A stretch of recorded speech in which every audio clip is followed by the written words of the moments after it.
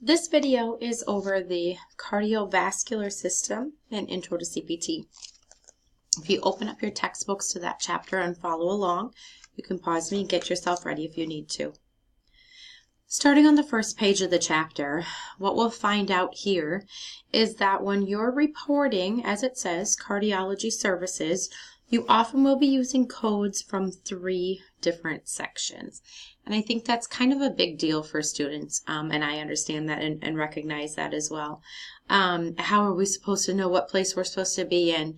Starting in the index. If you can start in the index and get a good handle, it will point you in the right direction. You don't have to worry or dwell about that so much.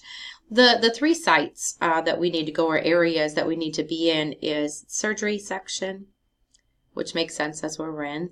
The medicine section, some codes come from the medicine section, and those start with a 9. And then radiology, and those start with a 7. Okay? So from the surgery section, the codes will start with a 3, okay, in the cardiovascular system subsection. And then again, medicine starts with 9. Radiology starts with a 7. So those 3 places are kind of described a little bit more there, and they're really described in that purple box below at the bottom of the page too. The surgery section contains codes for cardiovascular surgical procedures. Medicine is codes for non-surgical cardiovascular services, and radiology is diagnostic studies or radiologic visualization type codes. If we look at invasive versus non-invasive, first of all here, invasive right away says entering the body, okay? Breaking the skin to make a correction or for examination. And they give us a good example there and talk about that at the very bottom, or kind of the bottom half or third of that paragraph. I have highlighted in my book, and it says, invasive cardiology procedures are also called interventional procedures. Some codes are located in surgery for that actual surgical technique.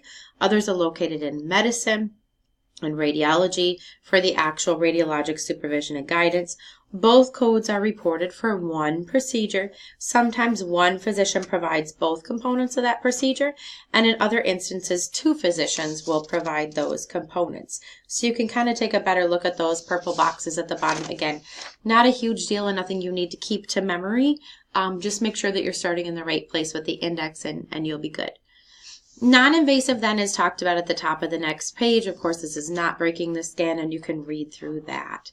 So the coding shot there really sums it up for us to say, to choose the correct cardiology code, first you need to determine whether your service or procedure was invasive or non-invasive, okay? Electrophysiology is talked about. Again, we're not going to go through everything on the chapter. Cardiovascular is one where we hit it, in intro to CPT, kind of lightly, and then we come back and hit it again in advance. So anything that we skip over, we always make sure we come back and hit an advanced coding as well. That second big paragraph there, and kind of the beginning of that, it says, as a treatment for abnormal electrical activity in your heart, more invasive treatments can be performed, like the placement of a pacemaker, maybe an implantable defibrillator, or other devices that will regulate our heart and the rhythm of our heart. These invasive treatments are surgical type procedures. The codes are listed in the surgery section, cardiology, and then pacemaker or implantable defibrillator. Again, they start with a 3. There are also surgery codes for operative procedures to correct electrophysiologic problems of the heart. For instance, they give us a range of codes there, and it says when the electrical problems are corrected surgically by incision, excision, or ablation. Okay, so if we put something in there to fix the issue, it talks about that. And if we just go in and fix the issue ourselves, then it gives us that different range of codes. So that's a good spot to read through. Jump over to cardiovascular coding in the surgery section, that big heading there.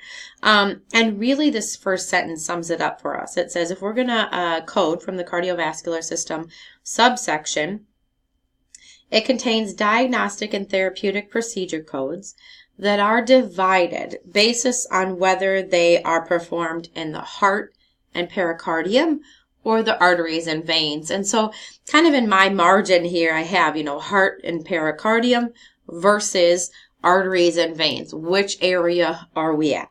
Okay. And it talks about that right there. And the coding shot at the bottom of that page does too. The location of the procedure, coronary or non-coronary, is your first step in selecting the correct cardiovascular surgical code, because your CPT codes are divided on the basis of whether the procedure involved coronary or non-coronary vessels. So coronary would be heart and pericardium. Non-coronary vessels would be the arteries and veins. Okay. On the next page, we have a couple of pictures here, an internal and external view of the heart, and it's all labeled up. Looks a lot like things we might have had in med-term class already. Really, in your CPT books, my little note in my margin here is I wrote page 210 and 211 are some pictures that CPT puts in of veins and arteries. Those are really good. There's a few pictures of the heart in CPT as well that are nice. Of course, anything with pictures in CPT is not going to be as detailed as probably we need if we are someone who codes anything from the heart or the arteries and veins. So anything coronary like that, you'll see their cubicle or their desk or their work area just peppered with posters and references and very detailed things like that, to help us. Pericardiocentesis is talked about in the pericardium over there on the next page. Again, this is more stuff that you can read through. Nothing's really very difficult in all this. One of the big things that we hit in intro is pacemaker versus implantable defibrillator. Okay, these are two very different things. We need to make sure that we keep them separate. Okay. A pacemaker and an implantable defibrillator are two different devices that are inserted in our body to electrically shock our heart into regular rate and rhythm. When a pacemaker is inserted, a pocket is made, and a generator and a lead are placed inside the chest, up by the collarbone usually. Sometimes only components of the pacemaker are reinserted, repaired, or replaced. Not the whole thing, just parts, components. You need to know 3 things about the service provided to correctly code that pacemaker. So it says, number 1, where your electrode, or they call it a lead, is placed. Is it in the atrium? Is it in the ventricle? Or is it both?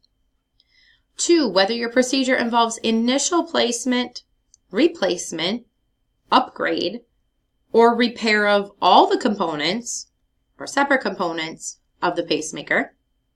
And 3, the approach that's used to place the pacemaker. Was it epicardial or was it transvenous? And that's what the whole next page talks about, is the approaches. 2 approaches that are used when inserting pacemaker are the epicardial, like we said, on the heart, or transvenous through the vein, and the codes are dividing up according to that surgical approach. So number 1 talks about opening your chest cavity, placing a lead on the epicardial sac of the heart. Number 2, it says the transvenous approach involves accessing a vein and inserting the electrode into the vein.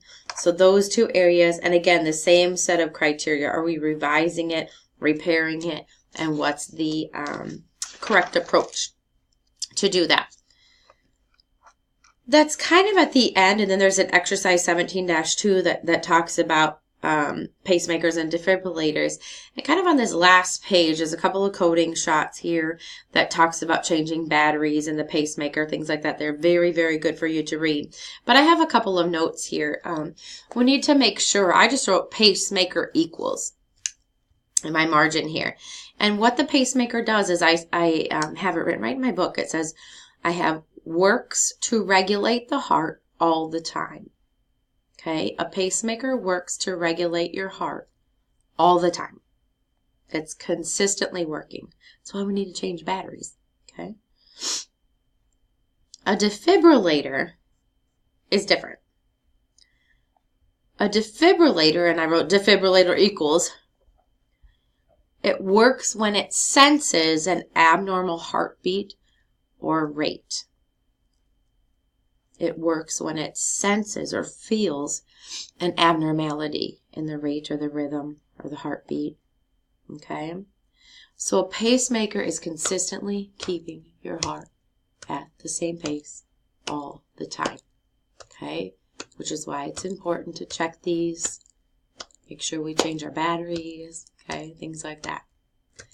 A defibrillator can be very quiet and not do anything until my heart skips a beat or until my heart starts to slow down, okay? Not normal. When it senses something not normal, it kicks in to regulate my rate, okay? So a defibrillator goes on and off, okay? It doesn't work all the time. So knowing the difference between those two is super, super important. Table on page 216, there's a table in your CPT books, 216, that's really good to help you with how to code pacemakers versus defibrillators, okay? That's really, really good. I want to turn right away to coronary artery bypass. At the bottom of that next page, where the purple heading there says coronary artery bypass, it says arteries deliver the oxygenated blood to all areas of the body. The veins return that blood. That, of course, has the waste in it. The heart muscle is fed by coronary arteries that encircle the heart. When these arteries clog with plaque, okay, the blood flow lessens. Sometimes the arteries can clog to the point that your heart muscle begins to perform at low levels due to that lack of blood, or it can actually die. So you need to know the difference between those two bold terms. They're reversible versus irreversible ischemia. It talks about reversible ischemia on the next page. It talks about cabbage, okay, is one way to increase the flow of the blood. And very much so, a cabbage is a bypass, coronary artery bypass graft. A bypass is like a detour on the road. If the bridge is out, we're going to maybe go over a country mile or a block and go down a country mile and a block and come back over a country mile or block, and we can keep going down that normal road, the road we wanted to go down, right? Okay, we just had a detour out and around the bridge that was out, okay, or the issue that was being, fixed. Do you see the stitches on page 437 in that picture there? I keep looking at my time. I got to make sure I don't run out with this. All of these with the little stitches, I kind of have them circled here, came from the leg. Okay, these are all grafts from the leg. They're kind of marked there. And you can see really, really cautiously if you look, there's little stitches where they're all attached. Saphenous, okay, is something that comes from your leg. That's considered normal. Mammary is something that was already there, okay? Your mammary was already there. We consider that to be a native vessel, okay? The mammary that was already there. So to code, I turned to the next page, and I kind of wrote these steps down. To code a cabbage, and you can read through this on your own, the work in the book, but I have some notes I want you to write in. Number 1, I have artery, question mark, vein, question mark, or both, question mark. I got to know, did they use arteries, did they use veins, or did they use arteries and veins? The second step to figuring out how to code this is, what's the number of bypasses that were done? Okay, they might take the saphenous and say that they, bypassed it to this, and then they bypassed it to that, and then they bypassed it to that. Well, that's the saphenous, okay, and it went 3 places, okay? So page 228 is really, really good in your CPT books here to take notes and make sure that you pay attention on knowing how to do that. Remember those native, the native is the mammary. It's normal to come from the leg. One of the words that pops up in your CPT code books is the procurement. Procurement is the going and getting of that vessel in the leg, okay? And it's included. We don't charge extra for that. That's considered normal. Every once in a while, we get one out of our upper arm. That's different. Okay, it's a little more minute in a delicate area. We do charge differently for that, okay, if it comes from the arm. Basically, that's the only thing. Embolectomy and thrombectomy, I'm going to get cut off here, are ones that you can read through. The rest of it we go over in advanced coding, so you don't have much to do with the rest of the chapter.